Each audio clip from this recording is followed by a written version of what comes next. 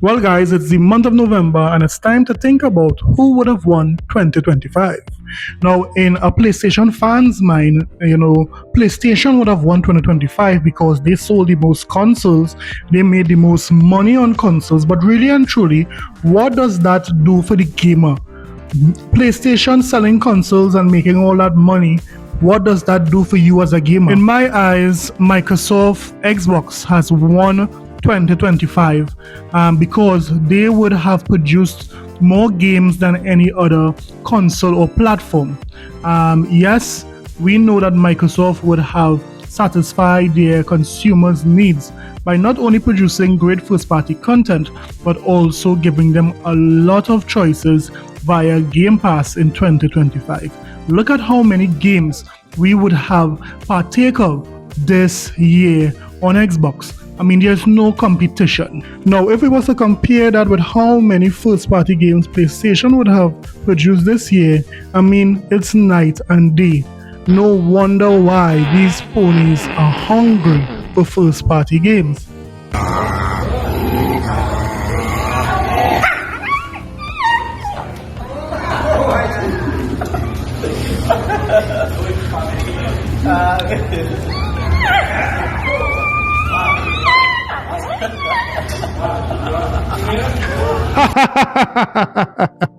Yes, we are seeing these guys are hungry. Now, you might be saying, Cap, we ain't hungry for no games. PlayStation fans ain't hungry for no games. Well, that's not what one of your crackhead generals are saying. Listen to what he said here. Brings me to the next one here, right? No first party. This is by far the complaint I hear from everybody. PlayStation haters, PlayStation lovers, PlayStation fans, people basically all say the same thing. Remember when we used to get tons and tons of PlayStation exclusives? Every generation. PS1 had hundreds of exclusives. PS2 had thousands of exclusive games. PS3, tons and tons and tons of them. It was very hard to make PlayStation 3 games, famously so. It had this thing called asymmetrical architecture. And even then, basically Sony was going there, hands and knees, money busted out of their pockets and trying to get people to make exclusives that not just were on the PS3, but looked good, ran good, looked special on the PS3. And the PS5 has had the least amount of first-party exclusives ever. Like, straight up. He's out of line, but he's right. So it's not only Dreamcast guys saying this, there are other noticeable websites like the Gamer saying Sony doesn't care about PlayStation 5, it has no games, and even have this website that's saying PlayStation 5 is a letdown in terms of first party exclusives, fans say. And there are a number of fans who are complaining about the lack of first party games on the PlayStation 5. So when it is we look at all of this, we have to ask ourselves why. Why has Sony not produced more first-party games this generation compared to the other generations? And an even more important question is, why are the PlayStation communities, these ponies, are so quiet about it? I mean, these guys are radio silent about the first-party output of Sony, because they made it a big deal in the early years of the Xbox Series X that here what Xbox fans have no first party games, but all of a sudden now it is not even relevant. Why is that? Well, there are several reasons as to why Sony has not produced first party games. One of them is that the PlayStation 5 is selling well without first party content, destroying the narrative that first party games is what sell consoles in 2025. But why has the PlayStation community been silent about it? I mean, these ponies are avoiding talking about the lack of first-party content on their platform more than this guy want to avoid the squirrel.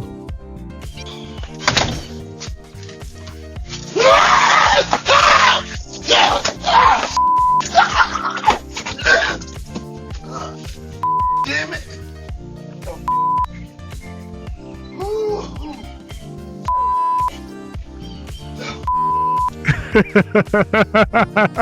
Next time, pay what you owe that squirrel. So here what? If you're liking this type of content, do me a favor and hit that like and subscribe button.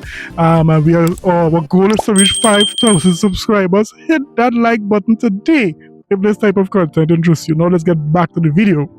So one of the main reasons as to why Sony is not putting out first-party content as they used to is because they failed when it came to the games as a service approach. Yes, their games as a service approach was devastating to the PlayStation community. We would have seen a number of games as a service cancelled, proving that Sony is a failure when it comes to the multi-player games, the games as a service push. I mean, there are so many games as a service that were rumored to be cancelled and some that we know was cancelled. Let me just say shout out to one of my subscribers, Professor Strong, who would have provided a list, and another one of my subscribers, Pacasio, who would have given me the idea for this video. Shout out to you guys, man. So yeah, we will be looking just at 4 games that were either rumored to be cancelled or, as we know, were cancelled when it comes to PlayStation and their games as a service push. Let's see, which ones are the biggest. So let's start off this list with one of the most infamous, the most famous cancelled game that always has these ponies asking, Where is Factions? You told us to wait, we waited, and you're still not here. Neil Druckmann, where are you? Out of all the games that Sony would have cancelled, Factions has to be the one that hurt the PlayStation community the most. We had PlayStation guys looking forward to this game. We even had J-Dub at one point in time saying that Factions will come out before Starfield. He's always wrong. He's always wrong.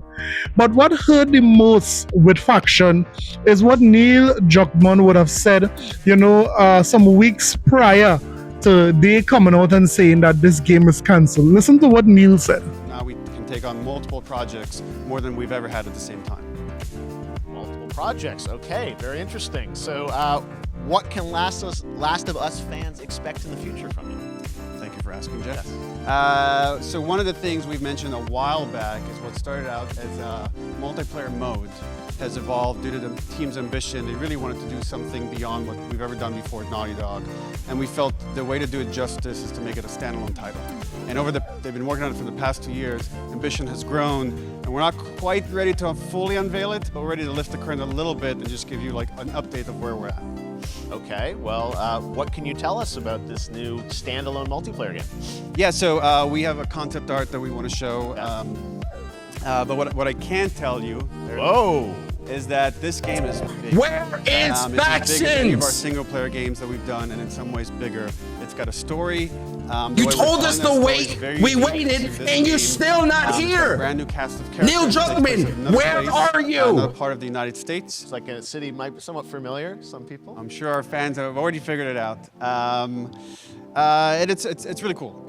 Yes, just a couple weeks prior, Neil Druckmann would have said, here what, this game is big. No, Neil Druckmann, it's not big. That game is dead. Yes, even Jeff Keighley, could not have saved that game. Yes, The Last of Us Factions died a horrible death when it was cancelled by Sony just a few weeks after. I wonder how much money Sony lost from cancelling this game. Now, there's another video that had the entire industry shocked as to why Sony would cancel it. I mean, this game was looking like it would have been a hit in the PlayStation community. And that game is Spider-Man: The Great Web. Yes, this was a multiplayer game that Sony was working on. But it just so happened that they canceled it. Why would they cancel it? Well, to put simply, they had no faith in what they were doing. They had no faith that this game would have done well. Now, if it is you saw the video to this game, you would have seen that this game would have resonated with a lot of casual fans and the PlayStation faithful. It just goes to show how Sony don't know what they are doing when it comes to the multiplayer game. How could they cancel this game? Now this game is dead. Yes, this game is dead as a doorknob. So although I could have seen the Spider-Man, the Great Web being a hit, I don't know what Sony was thinking when they said that they are going to try a God of War multiplayer game. Sony don't know what they're doing, man. Yes, Sony, it's been rumored that Sony would have cancelled this God of War multiplayer game, but I think they made the best move here because I don't know who was going to play that God of War multiplayer game. God of War, if it's not the old style for a multiplayer game, I don't know what they were trying to do. But the God of War 2018 version that they remade, that would not have been suited well for a multiplat game. And as you can see on the screen, the images, you saw some of the environments that players would have been in when it comes to this multiplayer game. But again, this is another failure by Sony, and Sony is really showing that they can't innovate. There are so many ideas someone could come up with when it comes to a multiplayer game. Why will they keep using some of their old IPs that they know works well with single player game? Why would they try to use those type of IPs for multiplayer? Come up with something new. Stop relying on these old tropes to sell these games, Sony. Again, God of War multiplayer game, dead. Finally, let's talk about a game that most would say would have led the PlayStation community not to get, a steady cadence of first-party AAA games. This game no doubt contributed to the lack of first-party games because of this push for GaaS games. And that game is none other than Concord. Wow. What's up, gamers? Dreamcast Guy here, and today we're talking about Concord, the next big PlayStation 5 exclusive, because this game is just bafflingly bad. I have now played about 40 hours of the beta and a little over 10 hours of the live game, and after having had a chance to test all 16 characters, win a lot of matches, and just generally go through the ins and outs, I gotta say, this game is incredibly undercooked, misbalanced, and frankly, not fun. Yes, Guy here, and today we're talking about PlayStation because Sony just announced that the newest big PS5 game, Concord, has just been shut down. Yeah, I know this is completely shocking to hear about, but I've been doing videos talking about the game. I played 80 hours of it, even though it's just so boring. I was trying to get the only platinum trophy. Well, now nobody will ever finish the game. It's actually being taken offline. They're doing mass refunds. I want to talk about this, but to be honest, right up front, I'm kind of freaking out because this has got to be the biggest PlayStation L of all time. Literally hundreds of millions of dollars down the drain instantly. And I gotta ask why, but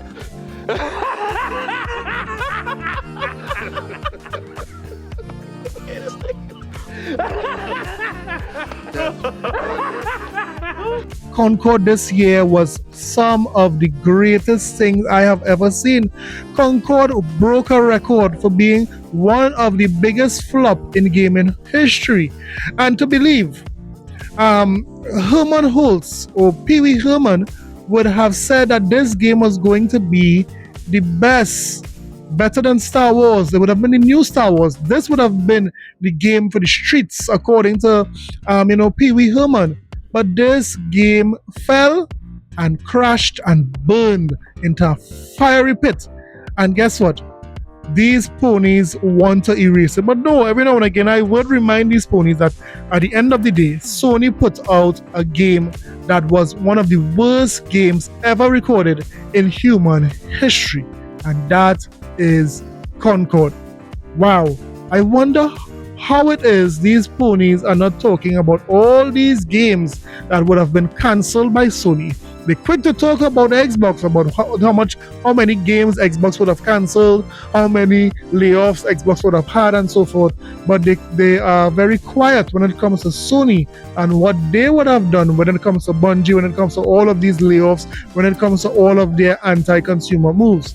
But let me hear what you thought about all these games that Sony cancelled. Do you think that these 4 games, just a few that we mentioned here, contributed to the lack of first-party content this year for the PlayStation audience? Let me know in the comment sections below. Don't forget to like and subscribe for more videos. I'll see you guys in the next one. Later.